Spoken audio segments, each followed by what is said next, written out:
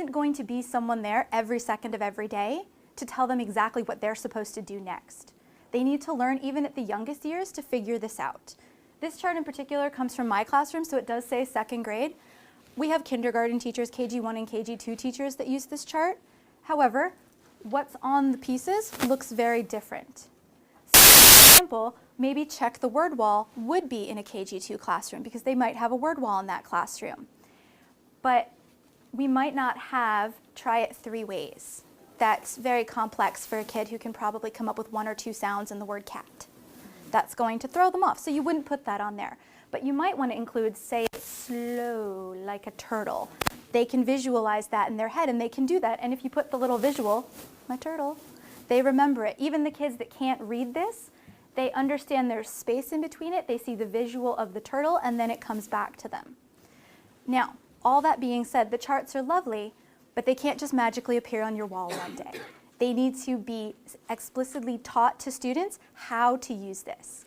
And not just you need to use this, but here's how this can help you be a better reader, be a better writer, how it's going to help them improve themselves. It's all well and good to have beautiful posters up on the walls. Kids don't read them. They look at them, they're lovely, especially some of the more professional ones you can get from places like Scholastic and Prentice Hall and things like that. They really are beautiful and their information is fantastic. The kids have zero ownership of those posters. They didn't help create them. They probably only half listened to you when you read them aloud. And they're not dynamic, they can't move. The nice thing about either using Post-its or paper with sticky tack is if you're not ready to teach a strategy, it can come off. It's not there. So you don't have to overwhelm them with tons of strategies at one time. You can start off any of your charts with one strategy. Well, what are you going to do? Say it slow. That's our first strategy in KG. Say it slow, write your sounds. And this helps them organize themselves, both when they need help, they can go to the poster, and also they'll start to internalize these strategies to organize their own writing independently in their seats. So it's sort of a win-win. It'll save you time and the questions we all don't like, and it will save them time, and also it'll save them the panic. Because little kids especially, they start to get upset when they can't do something and they start to shut down. If they have a way to solve that problem, they're much more likely to give it a try. And that's what we want. We want them to be independent problem solvers. And this is sort of a no-brainer in some ways, but also it takes a lot of time to physically set up the supplies in your classroom. It is very easy. If you've ever seen my desk, you know I'm really guilty of this, to shove things in a corner and go, oh yeah, I'll do that later. And now, of course, my desk looks like a mini Mount Everest with papers, pencils, and all other assorted paraphernalia from teaching. For the kids' stuff in my classroom, however, the organization is crystal clear because I've set it up from day one and I've gone through it exactly what they can do, where they can find things, and the systems for doing that. For example, in the top picture, Table 3. So any student from Table 3 knows if you need something, that's where you go. We use things like that in the earlier years. If you're going a bit higher, pencils are always a hot commodity in classrooms. One minute you just put out 24 pencils, the next minute you have 0, and you can't figure out how in 10 minutes 24 pencils just disappeared. So we organize it by colored table. I hope you can see the colored dots on the bottom there. And so what is quite funny actually about that method is that you'll see very quickly that it's usually just one table who takes all the pencils. For me, it's my red table. I don't know what they're doing with them, but it's always the red table where the pencils disappear. So having that system not only helps them organize themselves, but helps you see what is actually happening. Because my initial problem was, I have no pencils, the kids are taking the pencils. No, the kids weren't taking the pencils. The red table kids were doing something with the pencils. So it helped me as well to keep my materials and to keep things that way as well. Kids also knew where to go. These aren't in hidden spaces. They are out, visible, and labeled. And again, I've explicitly taught them how to use these things. In the bottom there, and I apologize, that is a bit of a dark photo, you can see examples of student writing papers. And not only are there different types of paper, this is specifically for a nonfiction unit, but there's a model that goes with each paper that the teacher has created in front of the students to show them how to use this. So we've organized the papers by style of paper. Some of them have a life cycle diagram on them. Some of them are just a giant box for drawing a diagram. And by doing that, the kids have a lot more choice. They have a lot more ownership of their writing. They can come up and they can decide, well, you know what, I'm writing about rabbits. I want to do the life cycle of a rabbit. And they know what to get because it's neatly laid out and there's an example there for them. It also helps them come up with ideas. If they're looking at my organizational system and how I've put things up and how I've modeled, it'll refresh their memory. It'll help give them new ideas. But it's clear and consistent. It's always the same no matter what writing unit we're in, whether we're writing fairy tales and folk tales, whether we're writing fiction, nonfiction, whatever it is. The papers are laid out in exactly the same place. That each type of paper has its own home on the shelf, and there's always a model that goes with it. This doesn't take a lot of time to do, but it saves me a lot of time and effort, and it saves my poor assistant a lot of time and effort so she doesn't have to be running around trying to find extra papers. Because again, we can point and they will go because they know what to do. And if you're one of those teachers who teaches the little guys and you're sitting out there going, well, this is lovely, but my kids can't read a word, let me introduce you to the KG1 blah. And I've tried to blow these up, but again, they are sort of black and white gray. There are 3 types of paper in this shelf here, and 1, 2, and 3 are the numbers on there. Most young children can understand 1, 2, 3. 3 is larger than 1, they get that. And next to it is a tiny face, very quickly hand-drawn. Number 1 says blah. Number 2 says blah, blah. And number 3, you guessed it, blah, blah, blah. This is a great cue for your kids who aren't reading yet to figure out what type of writing paper they want to use. Older children will use things that you can see here like a kid's paper dictionary. It's in the folder. There's no need to pull out the Webster's 4-inch thick thing that they love to flip through and waste that time. You can get simpler printed dictionaries that will have, words that kids use commonly. And again, these will vary by level. Different grades, anywhere from KG2 up to 5th grade in our school, use these. Again, by level, and also even levels within your classroom. Especially for those that teach 1st and 2nd grade, the range of your children is huge within one class. Their ability levels differ tremendously, and so you may be using different resources for different kids, and that's fine, because if it's kept in their folder, you don't have to hand it to them every single time you teach a writing lesson. It's there, it's always there, and if you see them struggling, after you've taught them how to use it, you don't actually have to say anything to them. You can walk by, tap it, and keep moving, and it gives them the quick reminder, oh, I should probably check on that. There we go. And of course, the final thing about organizing for writing is having a system to display their work. This is part organization, part motivational. Kids are more likely to keep themselves neat, tidy, and organized in their folders or in whatever system they're using if there's an audience, an authentic audience. Not, Miss Donna's gonna read these when you're all done. Not as much motivation there. But if you're putting them somewhere, like in the hallway, if you're lucky enough to have a library in your school and you can put, here's 2nd grade's writing or 4th grade's writing in the library, it's hugely motivational and it'll help them to be more organized because they have an endpoint that they're looking towards. Their neatness matters in the end. If they lose a page, that's going to be a problem at the end, so they'll work harder to keep their things in order. And these are some different examples. Up in the top where it says we are writers, we call kids writers at DAA right from the beginning.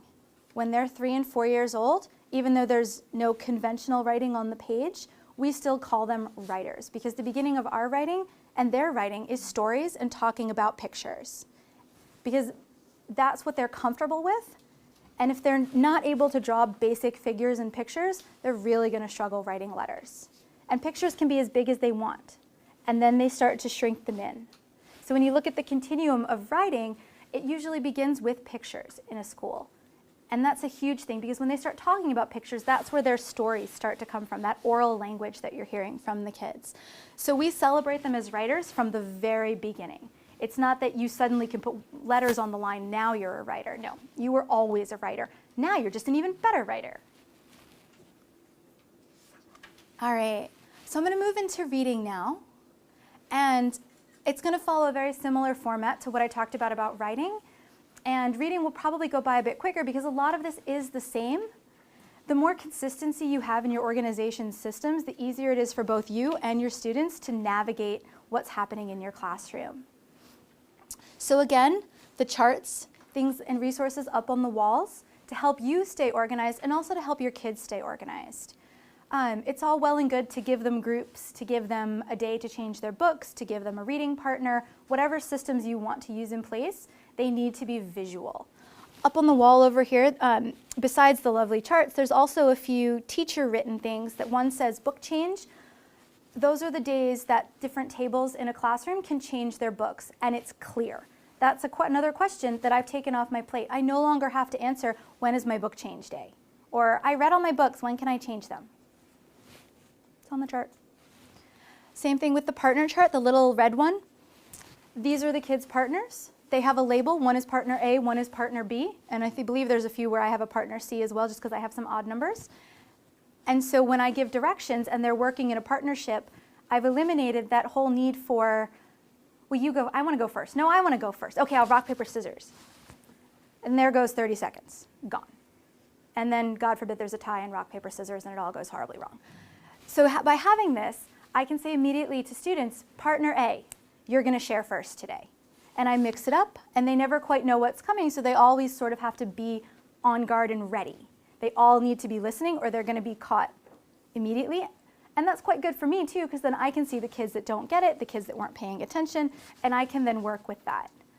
But by having the visual, and if they forget, well, my partner A, I'm really big into the finger. Have you noticed? Because I don't want to answer those questions. As a teacher, I talk enough already. At the end of the day, if I still have a voice, I'm really proud of myself. So the more I have in place for kids to be able to problem solve on their own and to organize themselves and to answer their own questions, the easier my life is. And to be honest, the less stressful their life is because they know it's available to them. I'm not out to trick them and say, partner A, who remembers who partner A is?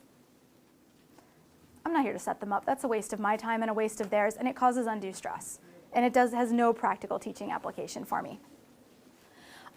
The charts, as we said before, they do provide reminders, direction, and assistance. And those are the big reasons that we do them, to help the kids with that. Even just little things like how to choose just right books, it also helps me. As a teacher, there's so much that I know, but sometimes I cannot articulate it in the right moment, in the right child-friendly language. When you have that question of what is a just right book, and you're like, oh, that's a book a child can read 100 words at 95% accuracy or more. Well, that didn't help my 7-year-old at all. I know what that means. My student has no clue what that means. So the kid-friendly language also helps me to articulate to them when I have to reteach or do some one-on-one with maybe a struggling student. So it goes both ways. Help for them, help for me, helps us both keep our thoughts and organization straight. So the classroom. And many of the classrooms that I've been here in Dubai in a variety of schools have different organizational systems for their books. There's no wrong way to do this unless you have no system, because it's going to kill you and it's going to destroy your books. Especially since here books are quite expensive, and if you're importing them from overseas, from either Europe or North America, they're even more expensive. Some sort of system for the books, whether it's book bins, whether it's a display rack, some way that helps your students also put the books back where they belong. I do not like cleaning up after my students. As a teacher, my to-do list is this big already without having to figure out book A, B, C. So when you have systems in place, they are doing the organization. If you're worried that your students are going to struggle with this, put someone in charge of it. You have a book corner helper. The helper at the end of the day makes sure that all the books are away, and if they're not, that helper needs to go find students to help do it. Takes it off your plate again completely and helps you save a lot of time and also keep things neat and tidy. The places to read are available and attractive. Now again, this is based on your classroom.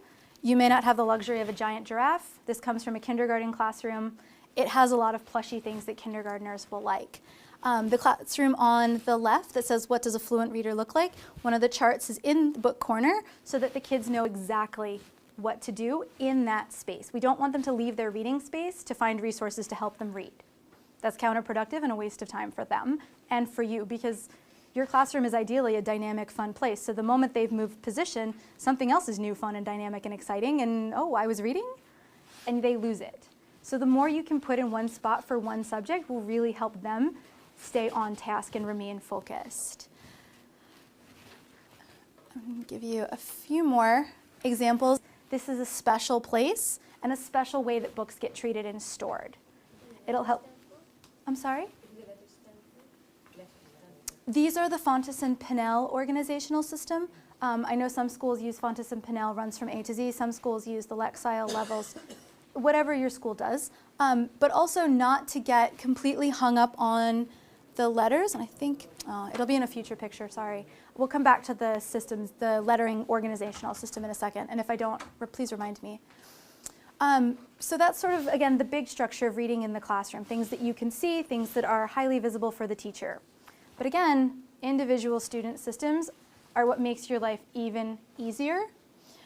For older students, just having some sort of a baggie, something as simple as a snapped folder or a Ziploc bag or any sort of thing where they can have their reading books in one place with their name on it, will help them get right into reading. If they're spending 10 minutes book shopping or looking through your classroom library for books at the beginning of reading time, they've completely missed 10 minutes of what could have been reading time. And I'm sure, as we all know, the more kids read, the better readers they become. So the more time they're in it, the better. And so to save yourself time, what we do is we'll put a group of books or books and a combination of text. Because it'd be really great if I could give each kid 10 books every day in my classroom to have. Logistically, it's not possible. But courtesy of the internet, we now have access to thousands and thousands of little grade-appropriate text pieces, many of which are already leveled for you. So print those off, stick them in a book baggie. Then your kids have even more to read, and you didn't pay anything for it except the ink and paper it was printed on. For younger students, written cues in the reading folder help, and they can help them organize themselves. I will read, I read. And so the child can sort through immediately and just go through their pile, and they don't have to come back to a book, especially with some of the lower level books, and be like, oh, did I read that already? They know immediately. They've organized themselves. And it's a system that makes sense to them. Because sometimes things that make sense to us as teachers don't make sense to kids. So the more you can do that makes sense to them and the simpler it is, the more likely it'll be successful for you and your students. Again, this is more of what could be in their individual. The student on the left is a KG student, so he has a pointer in his folder. He doesn't have to get up and get it. It is always there. He's still a student who reads word by word, and because he is so young, he may skip words, he may skip lines. So the pointer is a tool there to help him organize his reading and to help him stay on track and to be a better reader. Different strategies. It says stuck, try, and then there's a list of things students could try. It's basically just like one of the charts we have here, but shrunk down into a bookmark and stuck in a folder. So it's there. The resource is there. The child has been taught how to use it. And each strategy has, in this case, because it's a younger child, has an animal that goes with it. So when they see Sally Snake, they know to say it slow, or whatever your strategy might be. There's no right, there's no wrong in this, but whatever you are comfortable with your children working with is perfectly fine, and whatever your curriculum dictates, but have something there to support them, especially the kids that are struggling, because those kids are really great at opening a book and doing nothing. And then they'll look at you and then, no, I'm in the book again. They're really good at that. So the more support you have for them, the more confident they'll be. And kids that are confident, they'll try new things. They'll try that tricky word. They'll give it their best try. They really respond well to this sort of thing. So just some general things. Set your students up for success, but set yourself up for success. Everything that I've showed you today took me a lot of time to organize, to come up with, to tweak, to try a system, not like it so much, try a new system, like it better, try another system, really hate it. So organization in your classroom, again, it will depend on a lot of different factors, and it can't be done all at once, and you can't be afraid to fail, because you will. I know we don't like to hear that as teachers, but you will. I failed in some of my organizational systems. They were terrible. I had all these grand schemes of colored dots and folders and children merrily understanding what I was talking about. Didn't work. But I didn't give up. I came back and I tried again. Sometimes the simplest systems, like that little pointer stick, will save you so much time and effort. And it's super simple. The child didn't need a grand list of strategies for how to read each word.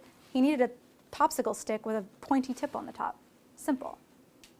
So again, it's kid dependent, it's teacher dependent, it's resource dependent, but set yourself up for success. Try small things, bring them in slowly. And for me, I'm really honest with my kids. I tell them when there's something new coming in that we're going to try out together, because we are doing it together. I'm learning how to use this system.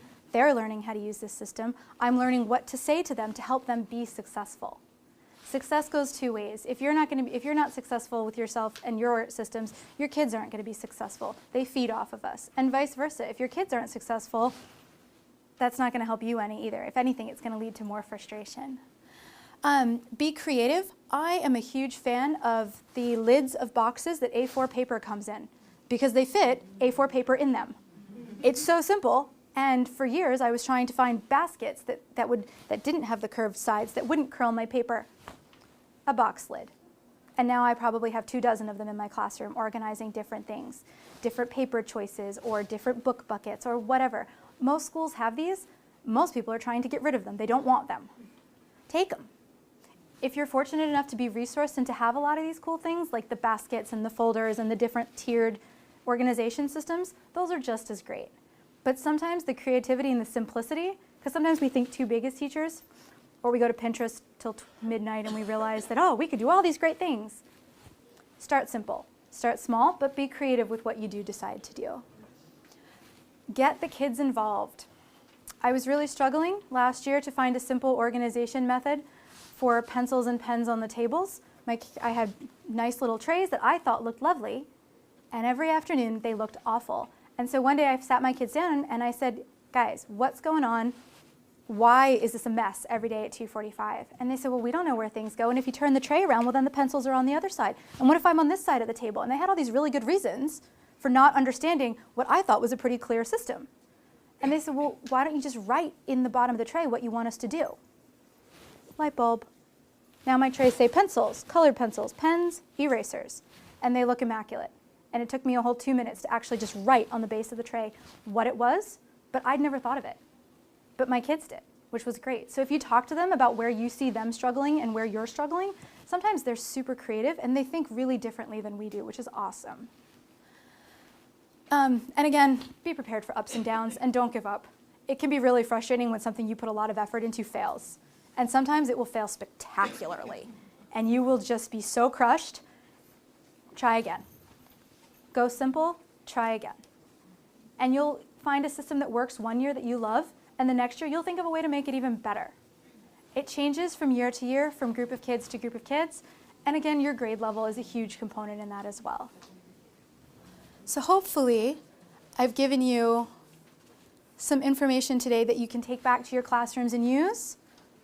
The bell.